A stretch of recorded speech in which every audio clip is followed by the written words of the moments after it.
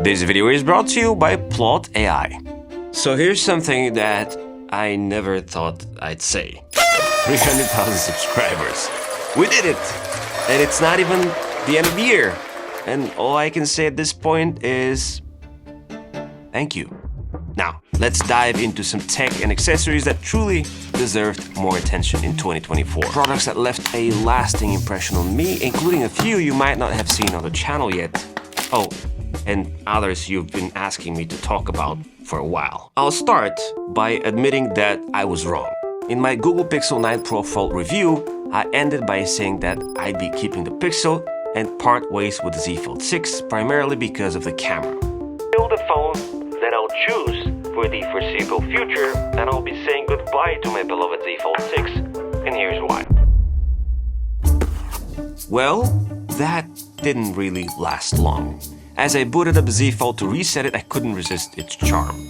Glancing at One UI, diving into proper multitasking, and enjoying the desktop-level file management system, it reminded me just how much Samsung gets foldable software right. In the end, I sold the Pixel instead.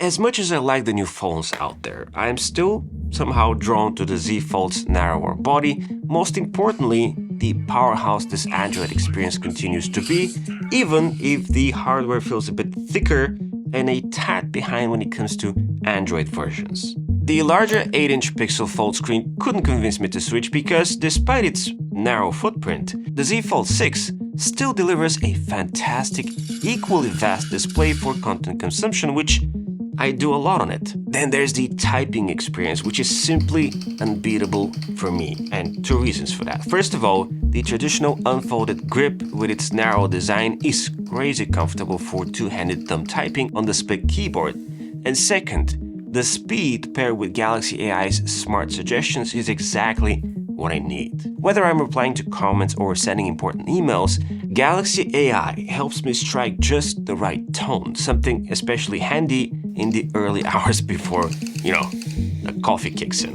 And having Dex in a pinch is an absolute lifesaver, because you'd be surprised how many times I end up having to do something that only works on a desktop browser and I don't have my computer with me, so I can just plug in the Samsung here and get right to it on the fly. Amazing. The next item is a bit of an impulse purchase I made while roaming around Germany this summer.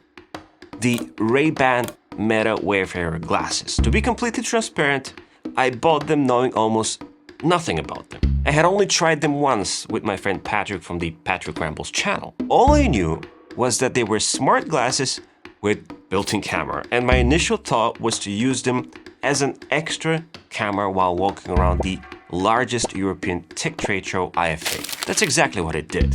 What I didn't realize at the time was just how useful this little camera would become in my everyday life, especially as a parent. See, there's simply no more inconspicuous or convenient way to capture life's most precious moments from your own perspective. A quick press takes a photo and a brief hold records a video up to 3 minutes.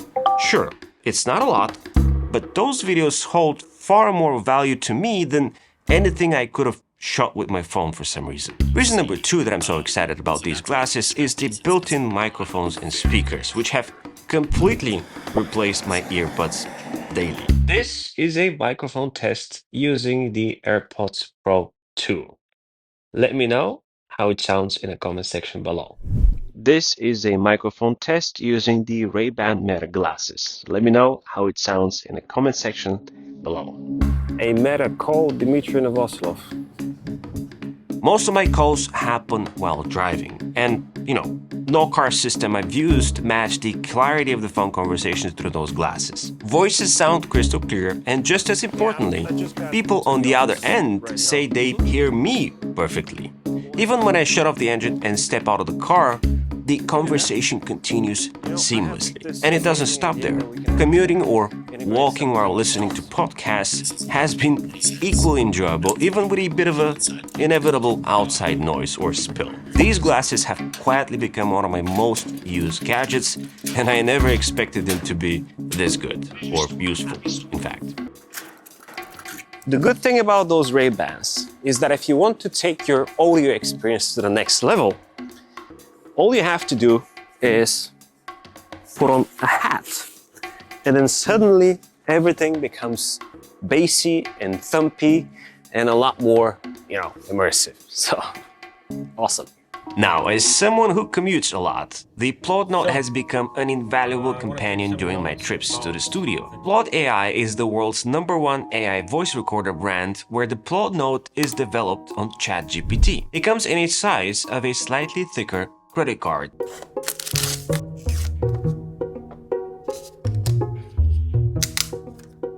It even comes with its own magnetic wallet that attaches to the back of any phone, so it's always available when needed. Now picture this. You are in a long meeting or an important call, frantically trying to scribble down notes, but by the end, you've missed half of what was said. Or maybe you're in a phone call that you wish you could just revisit later in full detail. That's exactly where the Plaud Note steps in. With its dual recording modes, the little toggle you can switch between, you can capture pretty much everything you can think of, regardless if you are in a loud environment or on a phone call, thanks to its vibration conduction sensor that records internal audio perfectly. Yeah. Do you mind if I record this call? Sure, just give me a second.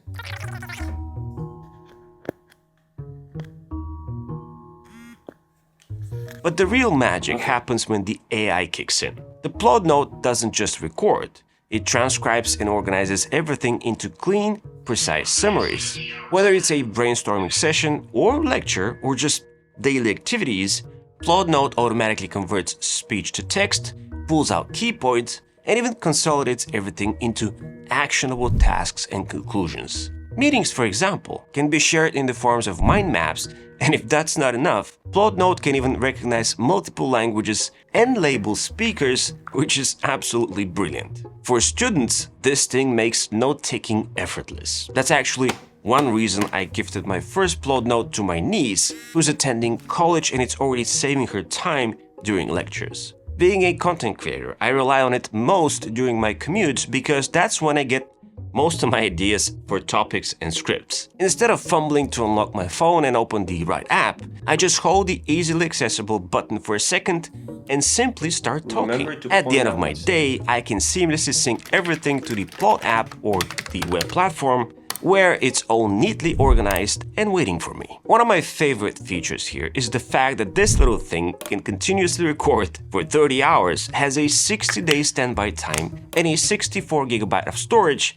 which means that if I record on average 2 hours a day, I can store about 240 days before I run out of storage. Crazy. See, this is one of those products that you might not realize how much you need until you get it. It's an inconspicuous tool that simplifies your workflow, letting you focus on what matters most. So check out Plaud AI and the Plaud Note in the very first link in the description below. Next on the list of things that left an impression on me is something incredibly inexpensive yet remarkably useful. The Banks Mag Clap Phone Grip and Stand. Now, I do use a muffed wallet and stand which is permanently attached to my iPhone, and I've featured other grip stands on the channel before, but nothing quite matches what this little gadget can do. The magic lies in its design, a super thin yet impressively strong hinge combined with an ultra slim metal outer ring.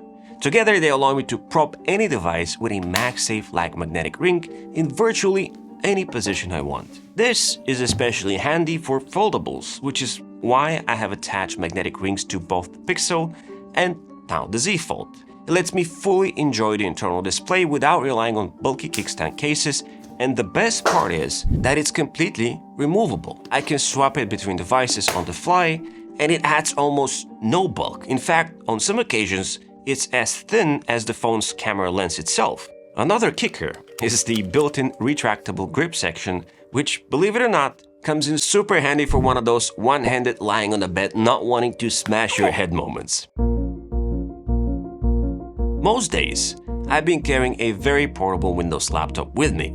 One I haven't really had the chance to properly highlight here on the channel. The laptop in question is the ZenBook S14, a device that competes directly with the 13-inch MacBook Air. Despite offering a tad larger screen, it's slightly more portable than the Air, to the point where I can barely feel it in my backpack, yet it comes with very few compromises. This is one of the first Ultrabooks powered by Intel's Lunar Lake x86 architecture processors, which Intel proudly called the most energy-efficient x86 ever at the event I attended. After months of hauling it around, I can confirm that I often forget when was the last time I charged it. Another feature I keep forgetting is the fact that it's a touchscreen laptop, something completely new to me. Add to that the full array of ports, including a life-saving sometimes USB-A, and it's been smooth sailing with this sleek aluminum white machine. The build quality is on par with today's MacBooks, and it's obvious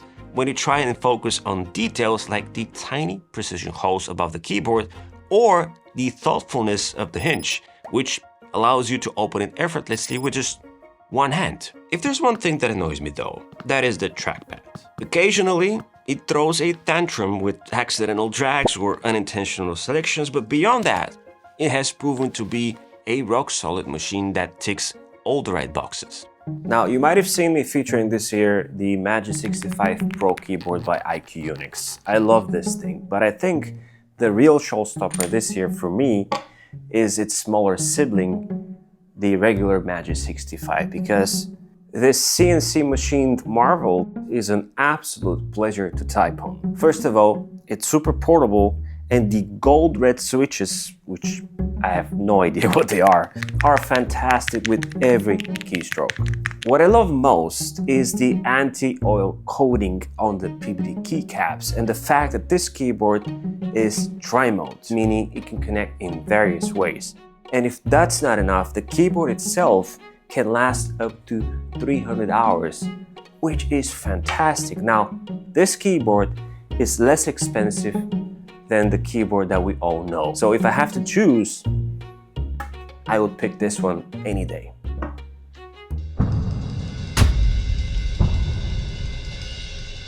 One device you've asked me about countless times in the comments is the watch that I'm wearing. The G-Shock GM2100D1A. A mouthful of a model name, but my very first G-Shock. As a longtime fan of metal watches, this one caught my attention in the store and I just couldn't leave without it. Little did I know that it would mark the end of my smartwatch era. For now, I'll explain why I've stepped away from smartwatches in an upcoming episode about wearables, but let's talk about what drew me to this specific G-Shock. There are three key reasons. Reason number one is, of course, the looks. With its full metal body and octagonal case that beautifully contrasts with the dark dial, it immediately spoke to me. It has that perfect blend of ruggedness and elegance. Reason number two is its solar-powered functionality. This watch doesn't just last for days or weeks, the battery can last over 10 years. Coming from an Apple Watch and a Galaxy Watch where every other day of charging is the norm, this was a game changer.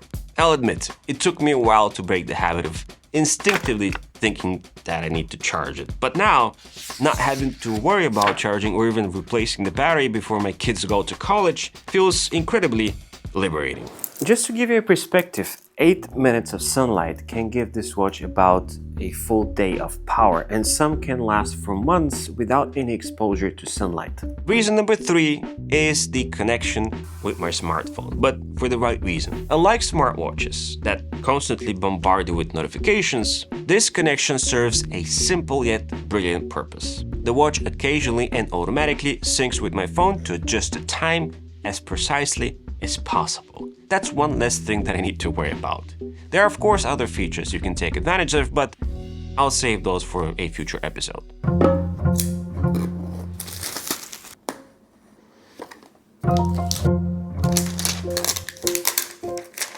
Another item that completely caught me off guard belongs to a category that I never thought I'd get hooked on: gaming handhelds.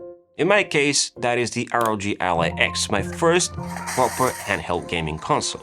Now, I'm not claiming this is the perfect device in this category, and I can't because I'm still completely new to this space. But the sheer novelty of running Windows on such a small screen had me in awe. What truly elevates the experience though is the Armory Crate software, which adds that magical layer that makes the device feel closer to something like the Nintendo Switch. The fact that it runs Windows rather than Linux also adds a sense of future-proofing. Sure, resuming games can feel a bit cumbersome at times, but it's far from a deal-breaker. For my sporadic gaming sessions, the battery life easily pushing past 3 hours on lighter titles is more than enough. What I also appreciate is that the Ally X is built like a tank, yet it remains impressively portable compared to its competitors in this category. It is solid, reliable, and it has quickly become a device I thoroughly enjoy exploring, so if you have some titles to recommend, I'd love to read them in the comments below. If you enjoyed this video, then you should definitely check out my favorite Mac accessories episode right here, where I talk about monitors, consoles, and other clever gizmos worth checking out. Like and subscribe to the channel as well as my newsletter, and as always, it's been an absolute pleasure. This is E, over and out.